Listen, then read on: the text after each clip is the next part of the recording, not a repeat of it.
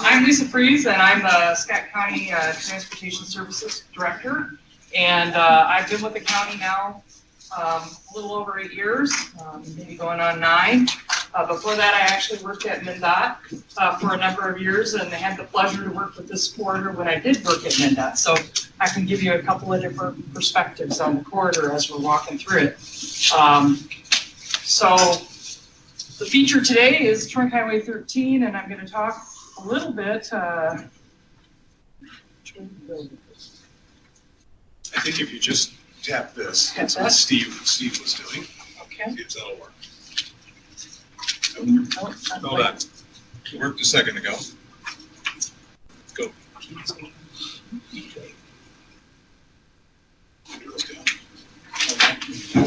Too high tech. Excuse me. Is that the screen you're looking for? Just hit links there. Yeah, just hit the button here, Okay. and that'll move it. I think once you're in that, I think you can't use the space bar, but you can. I don't know why it wasn't. Okay, so I'm just going to briefly give you a little bit of the overview of the corridor, the history of it, some of the existing conditions, and then I'm going to summarize some of our past efforts because it plays into kind of where we are today, and then I'm going to focus in on briefly our current effort, which is on a segment of the corridor where we're trying to come up with perhaps a future project that makes sense in that area. I'm going to fail. Here we go. Okay. Okay, so a little bit about this segment of Trunk Highway 13. This is a very special segment of the 13. It's not the whole corridor. It really is between I-35 and Trunk Highway 169 that we're focusing in on today, and that's the area in which the Ports of Savage is situated. There's also a number of other businesses in this area that are heavy freight generators as well, which I'll touch upon during the presentation. What's unique about this corridor, or not so unique, we have a high level of commuter traffic also mixing it up with the truck traffic, and it's an at-grade arterial roadway for the most part. And there's a pretty high percentage of truck traffic along the corridor. Kind of depends on the season, but it ranges from 9 to 15% during particular parts of the year. It's one of 2 east-west corridors that are really principal arterial corridors that are south of the river.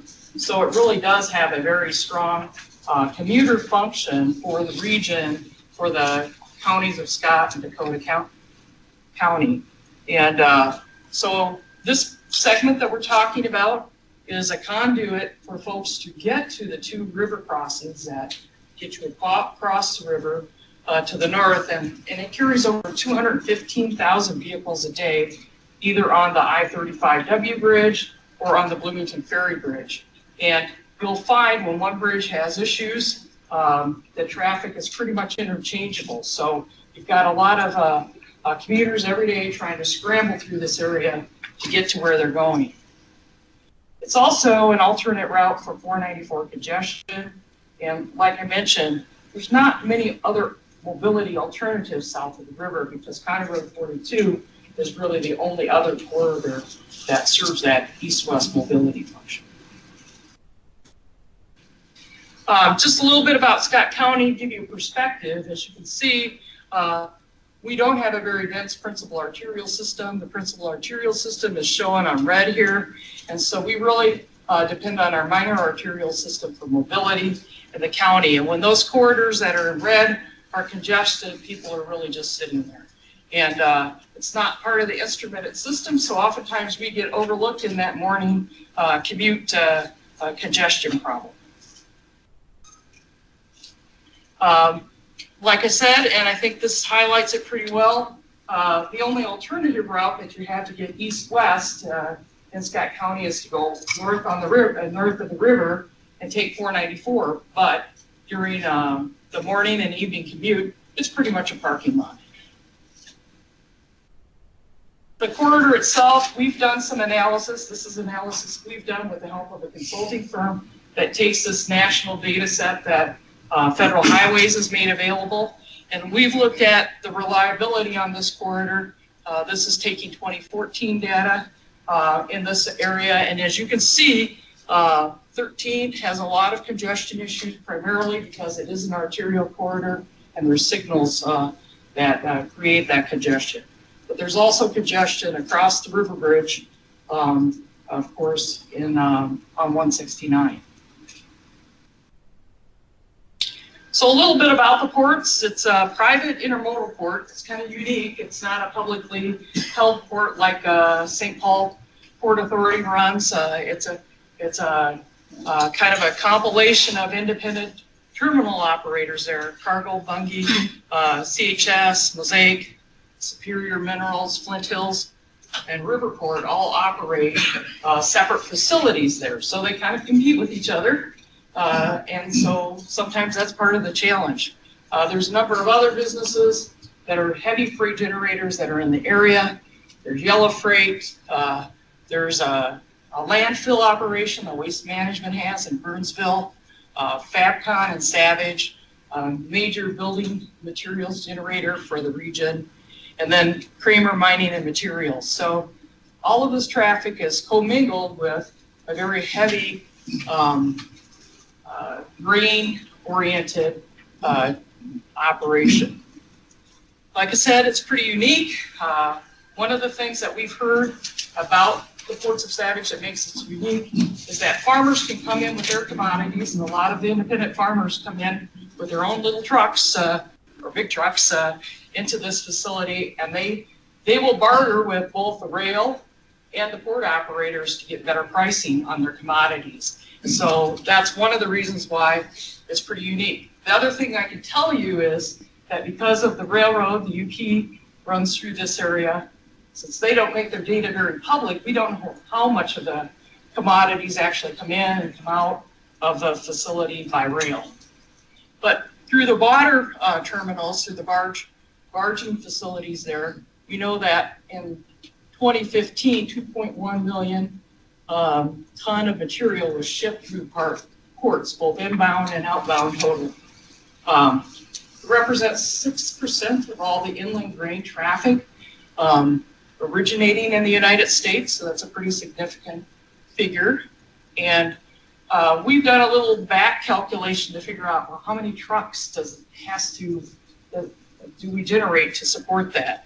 And so we're estimating that it's about 128,500 trucks a year to support that level of activity. And during the peak season, which is longer than you would think because everybody associates the harvest with the fall, it's really all summer long through when they have to close a port in the fall that they're moving commodities through the port. So truck traffic this summer was quite heavy, and I would imagine that based on my observations that 2.1 million figure last year was exceeded by quite a bit this year. One thing about the ports is right now it's operating at only 50% capacity. If you take a look at the history there, in the early 2000s, there was quite a bit more material going out through the ports. And, you know, we've studied that, and the reasons primarily are a lot of the grain was moved into other types of production through ethanol. There was a series of events that created issues on the rivers so that there was less likely for things to go out. And I think just the economic downturn created that decline. But we are seeing an uptick in activity in the ports, and the operators themselves are working hard to market that. The other piece we don't know, like I mentioned before, is how much of the commodities that used to go out by the river are actually going out on rail in this area.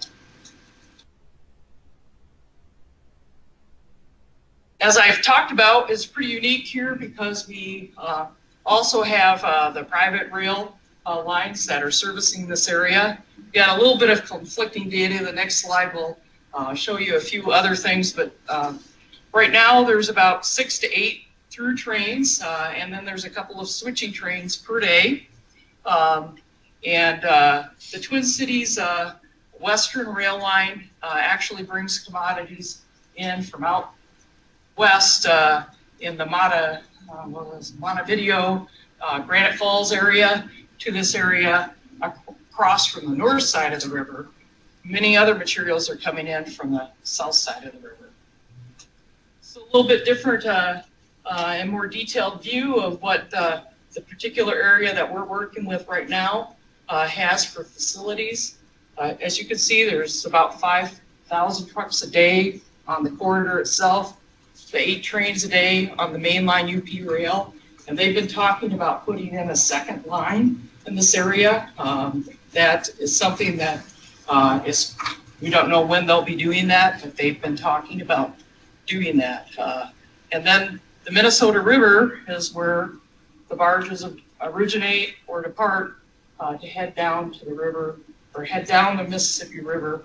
And eventually some of those materials go through the Panama Canal. One of the reasons that the businesses there in this area are very concerned or excited about the fact that the improvements made to the Panama Canal will probably once again increase the desirability of the ports of Savage here for commodity shipments.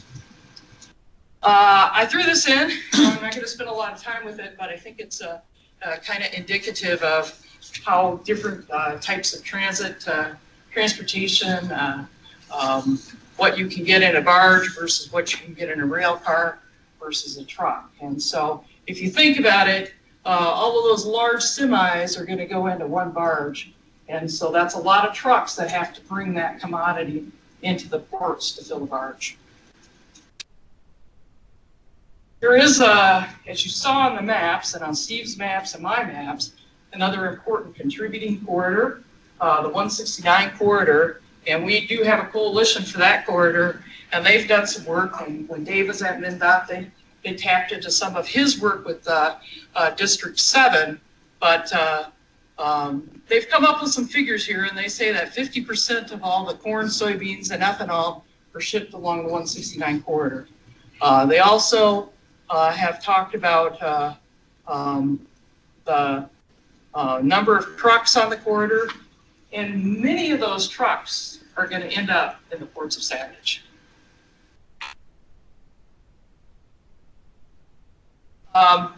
13 has also had its own level of advocacy. There was a study done in 2000, which I'll touch on in just a second here, that was completed by MnDOT, and after that, the Scott County Leadership Association for Leadership and Efficiency, which is a collaboration of all the cities there, took up advocacy for the corridor and helped get a few projects off the ground, which I'll touch on here. Since that study, there's been a couple of big projects and several smaller projects that have been completed on the corridor, and most of those originated from the locals, not MnDOT. MnDOT eventually pitched in and helped out and provided funding to some of those efforts, but they have been started by the local units of government. We did a 13 and 101 interchange, which grade separated that major junction near 169. They did an interchange at County Road 5 in Burnsville, which was a major bottleneck on the corridor. And then they've done some frontage road improvements, and unfortunately we had to add a signal or two in the Savage area in order to facilitate them. So there's been a fair amount of investment in the corridor, primarily locally initiated and then in partnership with MnDOT. There was a study that was done after we did those major projects back in 2013 by MnDOT, and that study was focused in on, let's see if we can do some low-cost, high-benefit types of projects. And out of that came up with some options for another signal here and maybe reduce conflict type of intersections, those type of things, but really no major kind of vision for what to do to finish off the rest of the corridor. And I think the local units of government out there, the county and the city of Savage, felt that we needed to do a little bit more in terms of trying to deal with the conflicts. A lot of studies that have fed into the work that we're doing there. I won't go into any detail in any of them other than to acknowledge that there's been a lot of work both at the state and at the local level on this. 5 minutes presentation. Okay. Like I mentioned, recapping, there's been 6 major projects that that have been done. But I think here's one of the things that's an interesting sign. I went out in the corridor last summer and I found that sign, and I think it's one of the challenges that we have, in particular with safety along the corridor, because the railroad is very close to the mainline highway, and you'll find that there's a significant safety issue there that needs to get solved, and that's one of the things we're trying to address with the study that we're doing right now. The county itself actually has a kind of a seed fund. We started a sales tax a year and a half ago. We've been through our first year of collections. We've collected about $8 million, and that focus of that investment is all on regional projects. And we're working to find other money to leverage the county money to build some of these infrastructure projects. And as you can see, we have targeted up in this area improvements on Trunk Highway 13, both the area that we're studying now and the area to the east at Dakota Avenue. The current study is really focused in near the Cenex Harvest State facility, and we're looking at how we can deal with some of these conflicts with the rail line being very close, the frontage roads on the south side being very close, and not a lot of options with some of the wetlands and the water in this area. You might have heard of something called the Savage Fin. It's actually up the hill over in this area off the presentation, and that does constrain some of the things that we can do in this area. So this study has been funded by the city of Savage, the city of Scott County, and our CDA. And we're looking at concepts right now to try to find a long-term concept that works in this area. So we're really trying to address safety in this area and evaluate the kind of improvements that will benefit mobility on the corridor, as well as facilitate the further access to these terminals. And we're really trying to get ready to be able to compete for some of the funding that's out there and leverage the county tax dollars for this. Here are the folks involved. John, both Johns, John Tompkins, John Solberg, have been involved in this work. We've got the freight office there, the rail offices. We've had really good participation and good creative thinking by everyone. We've had the rail agencies there, a good showing of the port businesses in this involvement process and other property owners in the area. 2 minutes for me. So as you can see here, the corridor, this has the traffic volumes, and it's projected to grow. Today, it's really pretty much at capacity, and we're going to have to facilitate more traffic. Can't widen the corridor, so really the only thing left is to try to figure out how to work within the existing footprint and get rid of some of the signals and conflicts in this area. So this is the area that's the ag-grade expressway. And as you can see, volumes are projected to grow up to nearly 60,000 by 2040. Today, they're at about 47,000. So I'll just quickly run through some of our concepts. We're not ready for prime time yet, but this is some of the things we're looking at. And as you can see, they're not cheap improvements, but we're hoping that combined with the sales tax money the county has, that we can work together with some of these programs that are out there regionally to facilitate the project.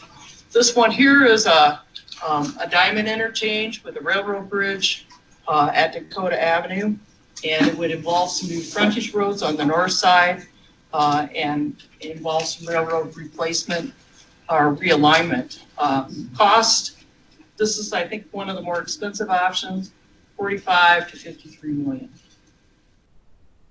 Then another one is actually having a bridge under 13 at Dakota. This is a concept we kind of revisited from previous studies with a new frontage road again on the 4th and access via Yosemite with right-in, right-outs at those locations on Trunk Highway 13.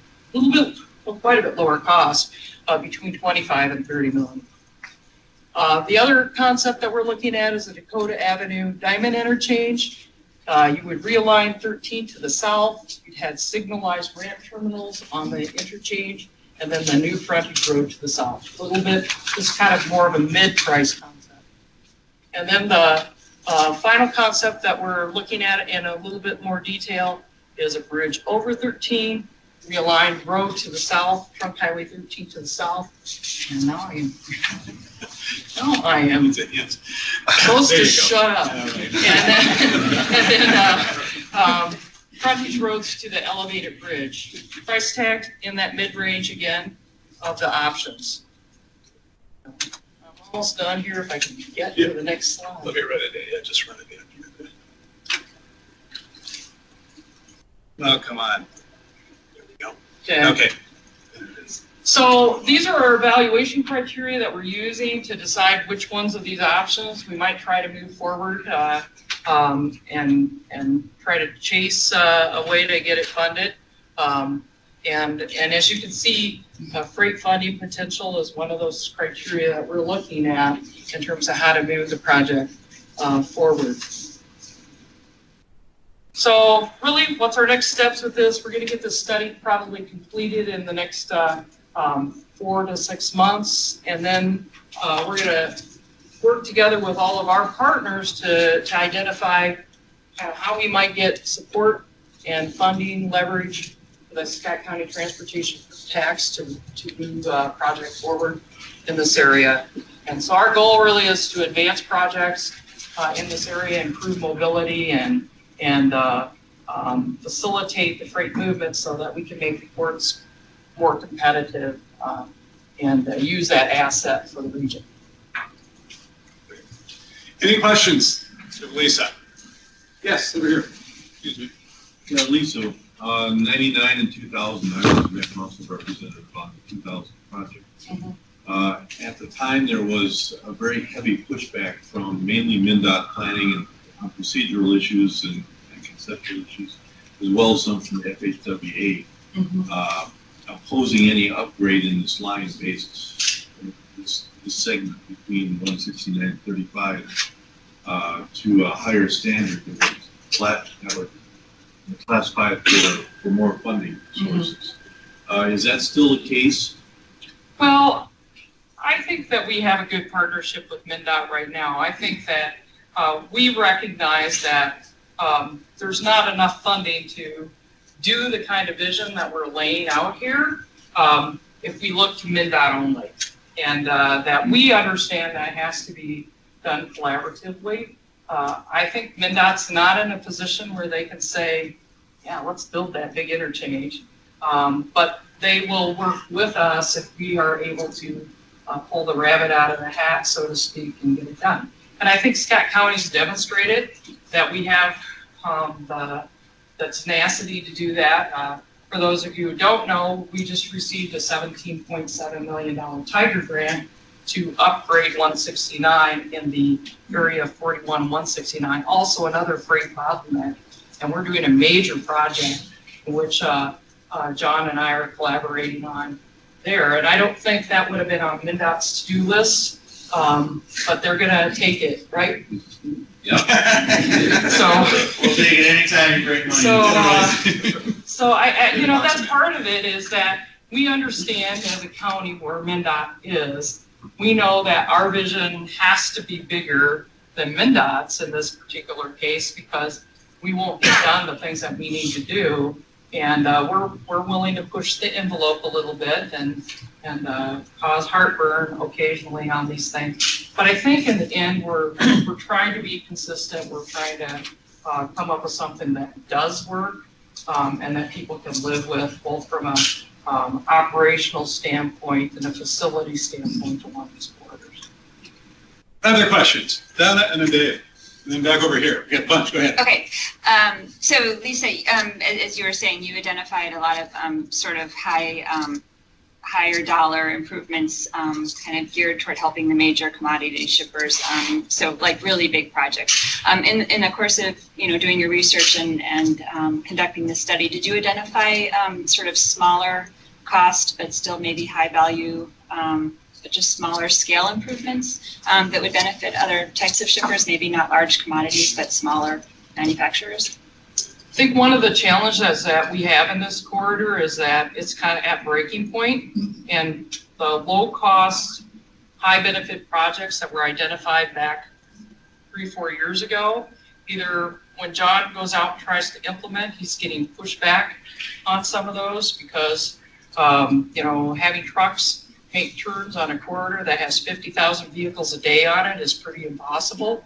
And so what we're finding is that we probably are going to have to, in order to meet the various needs out there, have to build something a little bigger than some of those low-cost improvements that were identified a few years ago. And I think they'll benefit all kinds of shippers in the corridor, not just the big shippers. We have a number of other smaller businesses in the corridor that need to get their commodities in and out on 13. Okay, and hands here, Dave, gentleman here, and over here. Go ahead, Dave. Lisa, did you have any criteria or objectives for increasing job creation or bringing investment of industrial processing businesses to the area? Or is it kind of all in terms of mobility and throughput? Well, I think our goal is to really focus in on making sure that the existing businesses, there's not a lot of vacant land in this area. There is some room for redevelopment, particularly on the south side of Trunk Highway 13, and the city of Savage is working on that through this corridor study as well, because part of the issue is access and mobility for marketing those properties. So there's some redevelopment opportunities there. But you could look at that data that shows since 2000, the ports have actually declined in their usage. And part of that, I think, is anecdotally, we hear that farmers who are bringing commodities in, they used to make 3 or 4 trips a day, and now they can only make 1 or 2 trips a day because of the congestion that they encounter coming into this area. And so part of the goal here is to use that existing infrastructure and maybe even to broaden the base of the type of commodities that go in and out of there. We know with the Lockett Dam closing up to the north in Minneapolis that some of the materials that used to get shipped out of that area no longer have a place. We have a business actually down in Dupre, which is part of our county. They build really large tanks, Chart Industries. And they're starting to use the ports to ship out these very large tanks used in the oil industry to places like Venezuela and South America, and they're using the ports now to move out the commodities. So I think as the ports have better access, they're going to start marketing their facilities more to other types of shipping goods. Question here, and then over here. Go ahead, sir. Appreciate all the attention to the ag shipping out of there, because that's kind of my area of concern. So it's really important, those facilities. And yes, ethanol has changed the dynamics of what used to go down there, and that could involve some, I don't know, that we're kind of lucky in that area, but production will keep going, and I'm seeing more coming back. And after the 2 years ago, when things had shrunk a lot,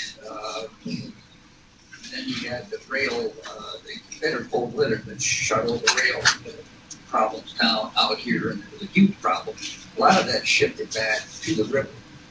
BCW could get it in there, and stuff started going down, and they got used to it, and I think it's kind of come up. Maybe you dovetailing with what you were suspecting there. My question actually has to do with something else. How much has the Amazon facility out there affected the traffic through there? And is there not some economic development looking a little bit further west of the corridor down to Shakopee, because I think there is more land that could be developed, and I can very much see that. This is a hot area for the Twin Cities down there. And I think that there could be more development and even more demand coming from that. So it's huge stuff contemporary for the Twin Cities that should make this a real priority for the state, I think, and MnDOT. Well, I think, I think you hit on a good point that I probably didn't touch, that part of the reason why this segment is so important for our mobility is it's our connection to 35W, Scott County. And if this part of the region doesn't move very well, we aren't connected to that interstate system the way that we want to be. The Amazon facility opened up last fall. I think it's a little hard for us to fully understand the traffic impacts with it. I presume that they were operating at half capacity this year. We didn't have any. The one good thing is we heard about nightmares in many other places, but we have a pretty good transportation system at the county. We have the old 169, now County Road 101, providing 4-lane highway on the north side of that facility, then 169 on the south. You saw on Steve's maps, County Road 83 highlighted as one of the yellow maps, Canterbury Drive, and that's serving those facilities. So I think we have built a good local system. It's the regional system that we know, the river crossings, the Berry Tax, 494 and 35W. In fact, that's one of the county's top priorities. We would do anything to support getting that particular facility upgraded, because that's a very congested bottleneck. And so it's things like that that we've targeted as a county to really go out and try to support, emphasis on with maybe some of the spring money that's coming into the region. The city of Shakopee is opening up the west end. Part of our project with that freight mobility money will put that area in a big spotlight, and they have quite a bit of industrial land planned there, but there's already a number of industrial uses there. Major rock quarries, a big landfill, and a huge frac sand in the area, that if the oil industry in the United States kind of resurfaces again, it will probably be a very hot area for shipping materials in and out of it. So we have to be very aware of that as we're planning our highway system, working with the state and making sure the state's highway system can handle what's happening. Okay. Question over here. Did you have a question?